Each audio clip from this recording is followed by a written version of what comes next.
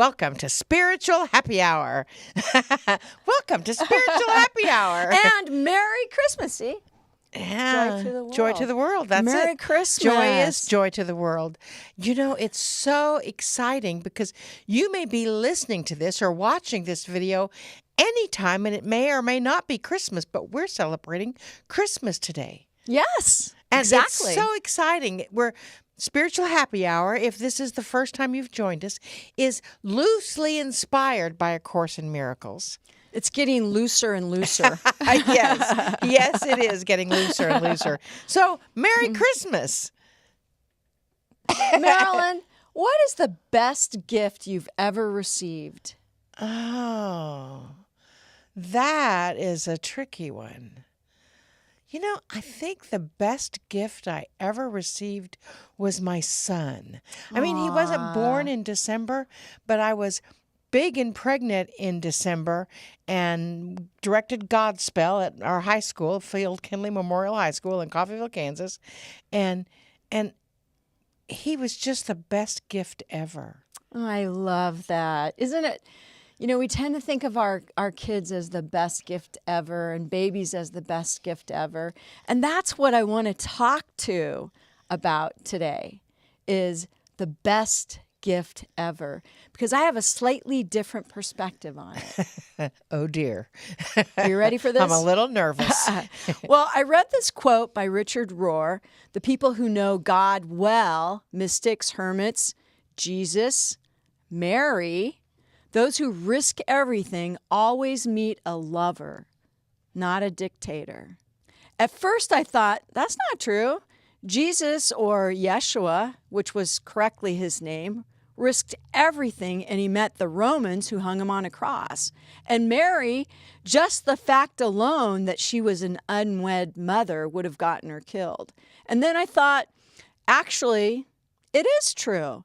Because while Jesus was basically murdered, he did ultimately meet a lover, God, his Father. And Mary, well, she met the greatest love of all, Jesus. I think everyone knows the story of Jesus and how he basically sacrificed his life to teach us the truth with a capital T, which is that true reality presents a world of peace and safety and joy. And since today is Christmas, I think it is a wonderful time to talk about Jesus and even his mother Mary, who may very well have been the best Christmas gift ever. Yes, Mary. Why Mary? Well, let me share this with you. I mean, what an amazing story, and one that much of the world believes and agrees on the basics, which are, number one, Mary conceived Jesus of immaculate conception. And number two, Jesus was a human being like you and me. He walked the planet. He got up every day. He ate meals. He wore clothes. He got dressed, and he went to work. And this is where the story seems to fall apart. His job was to teach humanity, teach us that there was much more to life than we are understanding and that we are much more powerful than we realize. And he did this by actually doing, by modeling things that we think about it still kind of blows our mind, like walking on water, changing water to wine, healing the sick, and so much more. And people immediately say, well, Jesus can do that, but not me. Whether you believe these stories truly happened or they're just a metaphor, which is also very interesting, doesn't really matter because the message is still the same. True reality, or love, presents a world of peace and safety and joy. So it's Christmas, the birth of Jesus Christ, or Yeshua, as I've come to know him through the channelings of Marilyn Harper, which are truly amazing. And most people, especially Christians, those who are celebrating Christmas today because of his birth, believe that the Immaculate Conception of Jesus is true, but not that they or we can do what he did. I mean, think about that. How many Immaculate Conceptions have you ever witnessed in your lifetime? I don't know of any others. Do you guys? I'm not a religious scholar or biblical expert by any means. I'm just sharing things with you that I think about. Things that I've come to better understand through A Course in Miracles, which is just one path to the truth. There are many. It just happens to be one that has helped me to understand reality and live a life of more peace, more safety, and more joy. And who doesn't want that, right? So today, let's take a look at lessons 21 through 25 in A Course in Miracles, because I think it's so relative to Christmas and to Jesus and to Mother Mary. Lesson number 21 is, I am determined to see things differently. Because this is what Jesus really wanted for us, and Buddha wanted the same, is for us to see things differently. Why? Because most of our thoughts make us unhappy. It's a ridiculous amount of daily thoughts, something like over 80%. And I've talked about this many times. We all come up against this in our lives. We get this big idea, or an immaculate conception, that we are supposed to do something amazing, like create a miracle, to help shift the planet, to help humanity, and we get super excited. But then we back down because it gets hard, or someone tells us we can't do that, or those 80,000 thoughts begin to confuse us. Can you imagine the Christmas story if Mary said, "Oh no, I can't do this. No one's going to believe this story. What, are you crazy? Tell the world I'm pregnant, but I didn't have sex with anyone?" Yeah, right, sure. I mean, what would have happened? And what about Joseph? Yeah, so let me get this straight. Some angel told you to tell me I'm going to be the father, but we never did it? No sex? This baby that you're going to have with me just happened, and you're still a virgin? Can you imagine? Yet, according to PewResearch.org, as of 2020, 1/3 of the population, or 31.11% of the world, believes this story. 2.8 billion people believe this, more than any other organized religion. And those are just the Christians. Who knows how many more people believe this story that don't call themselves Christians? I listened to an inspirational speaker named Bonnie O'Boyle, who first pointed out this perspective in one of her talks, and I thought this was genius. So credit where credit's due. Thank you, Bonnie. I mean, can you imagine? So now you've got a virgin who is pregnant with the child of God. It gets better. And so Joseph has agreed to be the human father. I'm not sure if they were officially ever married, which would be another belief system, but back to the story. So ACIM, lesson 21, again, I'm determined to see things differently. We buy the story of Immaculate Conception, even though we all know how the birds and the bees work, yet Mary's going to have a baby. Meanwhile, King Herod, the ruler of the land, hears a rumor that a new king is about to be born. And King Herod, he's paranoid. He lives in fear. He even killed members of his own family because he thought they were trying to take his throne. He lies and he tells everyone, "I too want to worship the new king. Bring me this new baby king child," which is ACIM lesson 22. What I see is a form of vengeance, or what I see is a form of my negative thinking. In King Herod's mind, everyone is out to get him. He needs to protect himself, right? His riches. Always, the world is a terribly unsafe place. And like all of us humans, he too has 40 to 50,000 negative thoughts running through his head daily, and he's choosing to listen to those negative thoughts. We all know the story. What he really wants to do is kill the new baby king.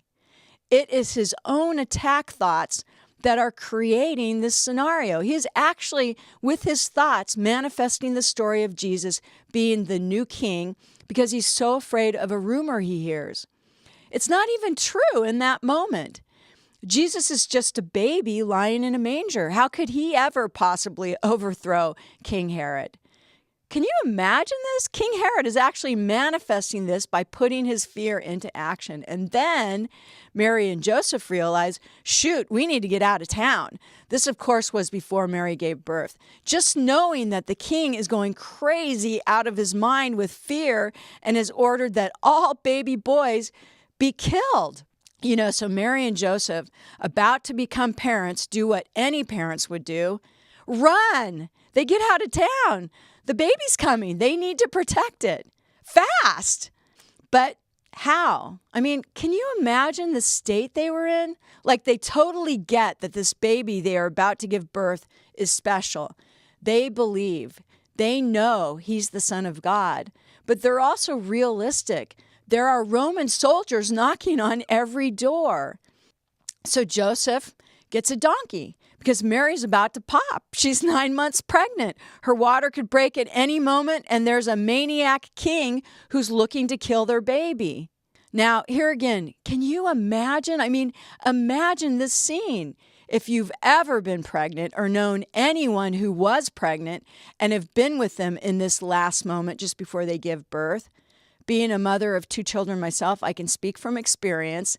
At that moment of 9 months, and Mary's water could break any moment, and that baby is coming regardless of King Herod, Mary is in extreme discomfort, and it's only getting worse.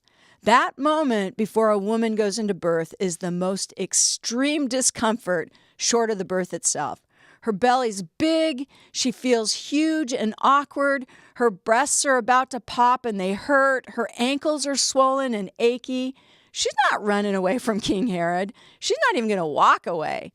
And Joseph, bless his heart, he shows up with a donkey. I mean, have you ridden a donkey? They bounce. This is the last thing a 9-month pregnant woman wants to do. Mary had to have taken one look at that donkey and just thought, or maybe even said out loud, there's no frickin' way I'm going to ride that donkey all the way to Bethlehem. Because that's how pregnant women are. They're extremely uncomfortable. And then, as she realizes this is just how it's going to be and climbs up courageously on that donkey, and hours later, they finally bounce their way into Bethlehem. She's tired. She's probably a little cranky, and she just wants to soak in a bathtub, get her feet up above her heart, and relieve some of the swelling in her ankles. But guess what? The baby's coming. He's moving around. Maybe she's even dilating by now. Who knows? Maybe her water has even broke. And Joseph knows, I got to get her a room now. And he goes to all the inns and he inquires about a room for he and his very pregnant wife. I mean, he must have been begging, please, a broom closet, anything. But nope, no rooms at the inns. He must have been like, are you kidding me, God? This is not happening. I mean, we're about to give birth to your son.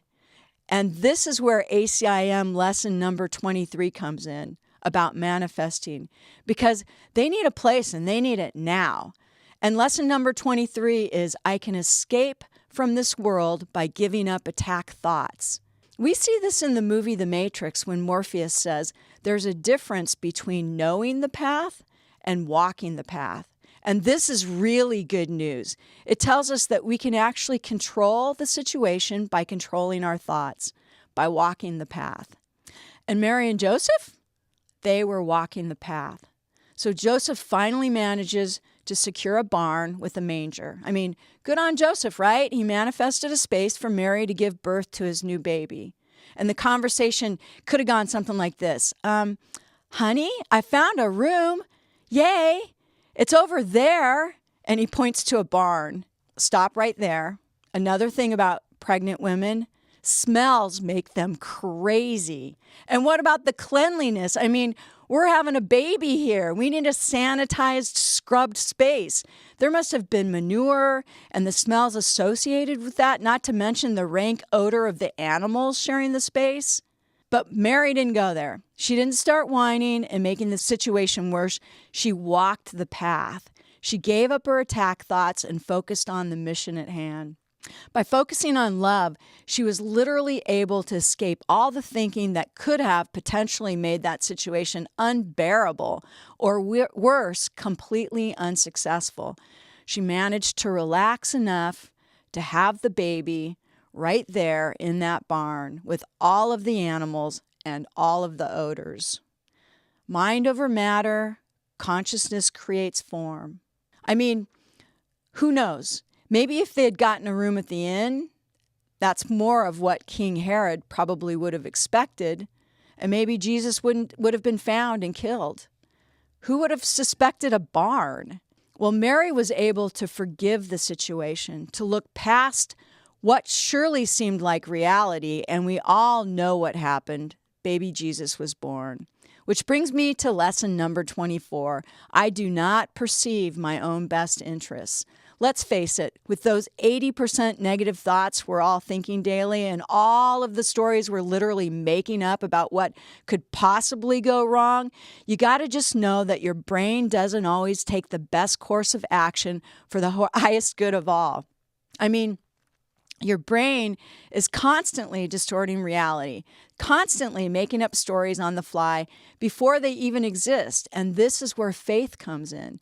This is where getting still and trusting your intuition, even though it makes no earthly sense whatsoever, comes in. This is where the truth of the matter must have been that Joseph and Mary were encouraging each other to stay focused on the outcome. Focus on what they want, the baby, right? The mission at hand. And get really still and drop into their heart and remain in a place of love despite all of the chaos and craziness unfolding all around them. Let's rewind this story. This is what our brain will tell us. Now, we're in the barn with Joseph and Mary and all of the animals and all of the smells and the manure, and Mary's water is broke and she's dilating, and we see the head of the baby, and Joseph is telling her, push, push, this is happening. And right now is about the time she could have screamed to Joseph, you did this to me. Maybe, maybe not, who knows? Pregnant women do all kinds of things in response to pain, or just another word for fear, but Mary's walking the path. This was not about what Mary perceived as her best interests. I mean, obviously, right? A donkey ride for hours to a foreign city in a dirty barn to give birth to avoid a maniac trying to kill her baby? Who would choose that? No, this was a divine mission. It was about Mary and Joseph realizing this was so much bigger than both of them. This was about changing the world. And they believed this, even though they had no proof that the world would change because of this baby. ACIM lesson number 24 states specifically, I am willing to follow the guide God has given me to find out what my own best interests are, recognizing that I cannot perceive them by myself. Faith, right? Belief that the message Mary got from the angel was true. And that was Mary's job, to have this baby, no matter what. I mean, can you imagine Mary and Joseph? What have we got ourselves into? And maybe they did, maybe they had moments of doubt along the way, but I'll bet not for long. Maybe they had moments of questioning and thinking, I can't do this. This is much bigger than me. I mean, they're human, right? That's part of the human experience. Doubt. Just another word for fear. Which brings me to the final ACIM lesson in this story, lesson number 25. Interesting, lesson number 25 for December 25th. Hadn't really thought about that before, but that's kind of cool. The lesson is, I do not know what anything is for. A Course in Miracles says, do not bend reality to your tiny experience or limit its purpose to your little personal thoughts. Tiny reality? A baby is born in a barn. I'm sure this happens more than we realize, but it's certainly not the norm. Limit its purpose? Babies are born every day. How many have had the impact on the planet that baby Jesus was about to have? To me, today, Christmas, is like the perfect story that God is trying to get through to us. And if you struggle with the word God or even Jesus, I totally get it. I did too. It's all part of the illusion that humanity has created and the meaning that we've given to these words. We've been taught that there's fear in God and pain in Jesus. But a friend of ours, Catherine Gundling, who leads our silent retreats for Marilyn and I, she taught us something so powerful. Just replace the word God or Jesus or Buddha or any of these religious names that seem to trigger people, and instead use the word love. Isn't that awesome? I did this for a while, and I came back to really loving the word God and the word Jesus, because that's the real teaching. God is only love. Jesus is only love. And all that fear-based stuff, pain and suffering, that's man. That's the man-made illusion created here on earth to keep you afraid, because fear will block you from your power. Fear would have blocked the birth of baby Jesus. Fear will block you from your power of creation, of manifestation, of healing. But love will bring all of those things to you. ACIM lesson number 25, I do not know what anything is for. Basically, the Course is saying every single person, every single thing that happens is in your best interest. The Immaculate Conception, the donkey ride, the barn and the manger, even King Herod, all in Joseph, Jesus, and Mary's best interest. And the Course goes on to remind us the purpose I, or humanity, have given the world has led to a frightening picture of it. Think of King Herod. He was afraid that he would lose his power, that someone would take his riches. And in his fear, he quite literally got the word out about the baby king. You know how they say, all news is good news? Perfect example of it there. And that new baby king, his purpose was never to take King Herod's riches. That was never his intent. And who knew you could give birth to a king in a barn? Lesson number 25, I do not know what anything is for, goes on to say, let me open my mind to the world's real purpose by withdrawing the one I have given it and learning the truth about it. We so often sabotage our greatest missions in life. This is something I teach how to break through in my Mission Possible course on solopreneur.com. Mary and Joseph certainly could have sabotaged their mission had they let their minds get in the way. It would have been only Mary's mind that would have said, this barn is not sanitized. My baby will be born with disease. It's impossible to give birth here. Who knows? That could have been her manifestation. All fear, right? But that didn't happen. And Joseph at any time could have just said, this is ridiculous. I did not sign up for this, Mary. You did. You do it. I don't want any part on this. More fear, right? But that didn't happen either. And that night on Christmas, a healthy baby boy was born to Mary and Joseph and to the world because they believed in love. They believed God was love. They believed being the parents of Jesus, or Yeshua, which historians believe is his real name, and Marilyn's channelings of Yeshua, he's actually told us that. Mary and Joseph believed being Yeshua's parents was their mission on the planet, and a third of the world believes this or more. Whether you believe this story really happened or it's a metaphor doesn't really matter. What matters is who would walk in the shoes of Joseph? Who would walk in the shoes of Jesus or Yeshua? But really, who would walk in the shoes of Mary? Because remember, Mary could have been stoned to death at that time because she was an unwed mother. That was completely illegal. Only someone who really, really loves deeply. That's why I think Mary may well have been the best Christmas gift ever. As Richard Rohr said, that I quoted from the opening of my talk, the people who know God well, the mystics, the hermits, Mary, those who risk everything, always meet a lover, not a dictator. Here's to love and here's to Mary. Merry Christmas, everyone. And speaking of Yeshua and the Council of Light and Adironda, I wonder what message Marilyn Harper will channel.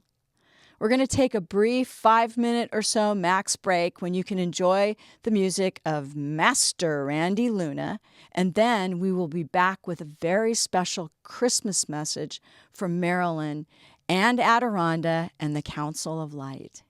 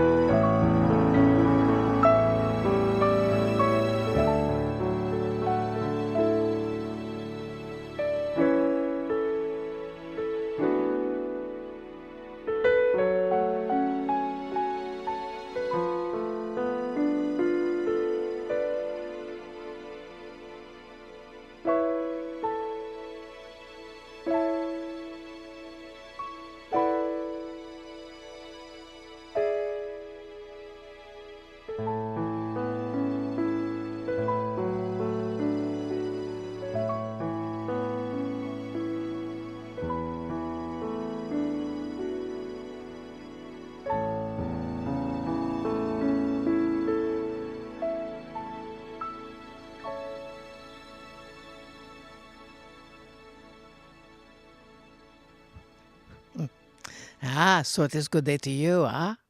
Ah, very good to see you and you and you and each of you here in virtual reality or no. Ah, in physical. Ah, dearest beings, your radiant light seems even more radiant today. For you understand that in this energy of creation, in this energy of the newness, the love within you is also expanded. And it is interesting to know that at this time of year, the suicide rate is up as well. For the depression rate is up, as well as the joy rate. So it is a bit of the dichotomy. It is a what is that called? An anomaly, an oxymoron. Something that is opposite is happening right here, in this moment, possibly. So we are going to shift that energy just a bit to bring you that actual energy and frequency of love.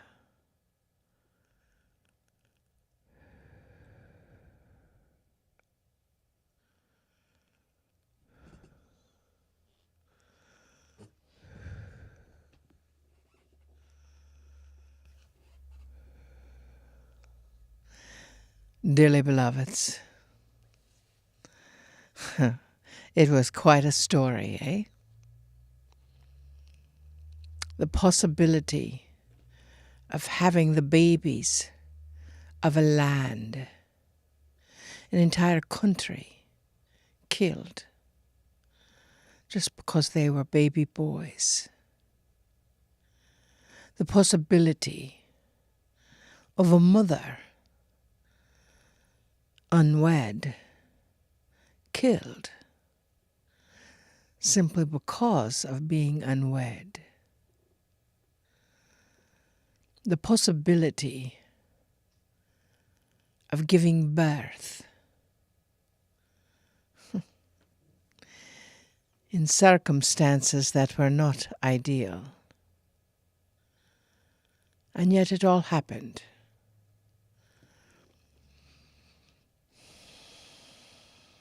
There are many who argue the fact today whether my birth was from a virgin or my birth was conceived in the traditional way, or whether my birth was conceived in the way of the Essenes.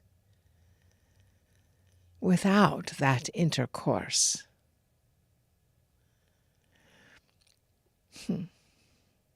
My statement to you, what does it matter? No matter how I was conceived within the belly, the uterus of my dear sacred mother Mary, that still makes my birth a miracle. Just as your birth is a miracle. All babies have a miraculous presence on this planet. I was human. I was created with the knowingness of who I am at the moment I was conceived.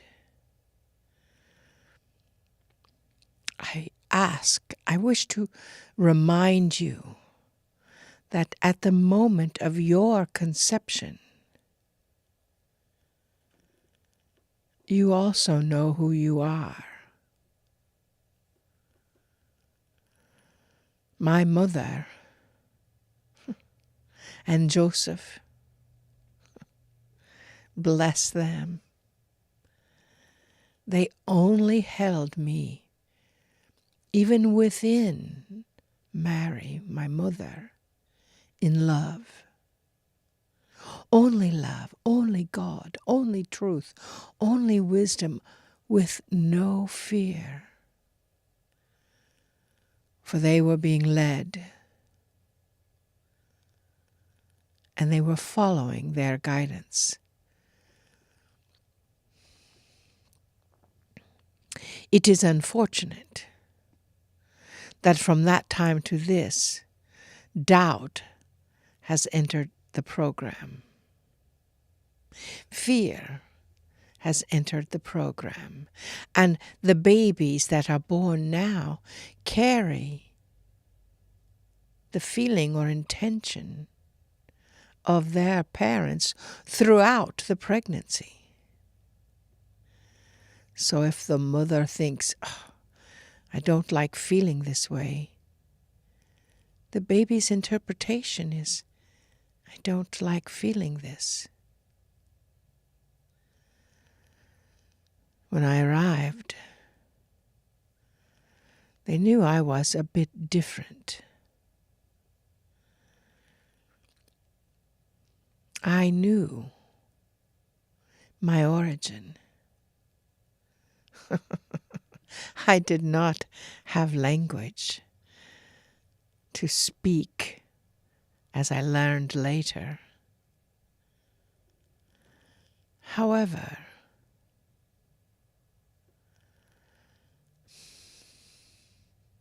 when that donkey with the broken tail, that someone had actually broken the bones and cartilage in his tail so it could no longer wag, as my mother was carrying me, I reached out to touch it, and the bones were healed. That was one of the first indications after I was born that I was a little unusual. I wish to tell you, no matter where you are in your life, no matter where you are in your strife, no matter where you are in your vision of joy, we are the same. Human DNA. So think back. Remember your moment of conception.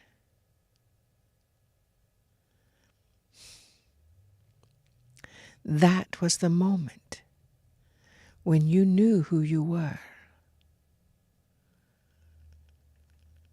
Bring that into now. Bring that into your present world. You are me. I am your brother. Our talents and skills may be a bit different, but the essence of them is the same. Many times, if one person in a family can sing, they all can, most of the time. If one person in a family is a dancer, they all have that skill if they choose to expand it.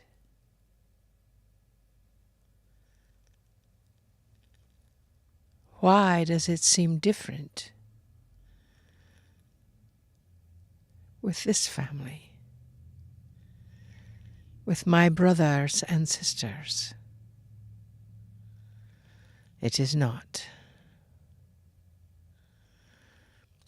In this year, and even though you know that I wasn't really born on December 25th, but at this time of the changing seasons, of the solstice, of the moon sequence and the stars, I ask you, be who you truly are. And your gifts of healing, your gifts of sight, your gifts of acknowledging the inner wisdom that the Creator has instilled in each of you will awaken and rise to the surface to be accommodated. And for that, I am thankful. I love you so much.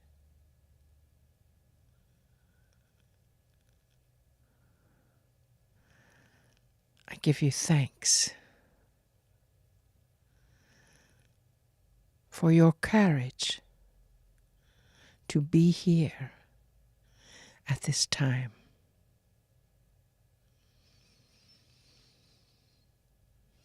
Toda.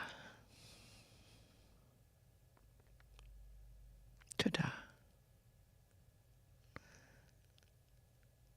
Kadosh, Kadosh, Kadosh, Adonai, Savaot.